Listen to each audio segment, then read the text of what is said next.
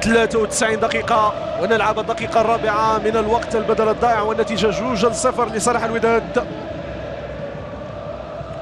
2-0 لصالح الوداد، نتيجة إيجابية في انتظار العودة وفي انتظار مباراة العودة.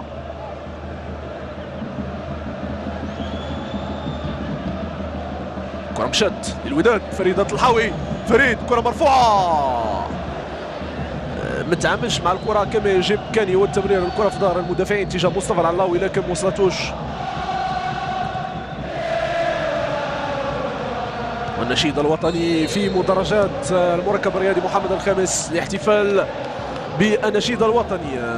اكيد انها صورة توضح التفاف الكل وراء الوداد في مباراة اليوم. كافة الجماهير المغربية، ممكن الجزم ان هناك جماهير من كافة المدن المغربية تساند الوداد كما ستساند الرجاء وكما ساندت المغرب الفاسي الذي نتمنى ان يتعامل مع العودة كما يجب، لانه يتوفر على لاعبين كبار لا يلزم ان يستصغر مقوماته. كرة تمرر، يلا التالنتو، الحارس جويل تيوفولوس افضل لاعب في مباراة اليوم. نعم، افضل لاعب في مباراة اليوم، لولا لكان الوداد متقدما ب5 أو 6 أهداف.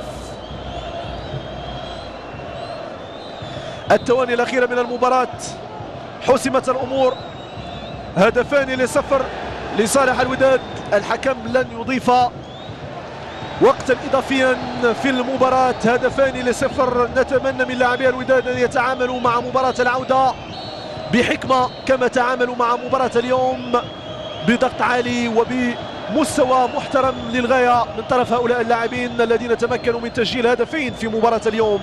يلا خلي الكرة ملعوبة، فريد الطلحاوي، كرة تمرر للجهة اليسرى لفريد من أحمد أجدو. يلا فريد الطلحاوي، يلا يلا يلا راوغ، يلا يلا يلا يلا يلا سدد، يلا تربو، الكرة تضيع، الكرة تضيع للوداد والمباراة تنتهي من صفرة الحكم بانغورا أبو بكر ماريو. تنتهي المباراة ب2-0 للوداد، هدف انجيسي قدام فابريس.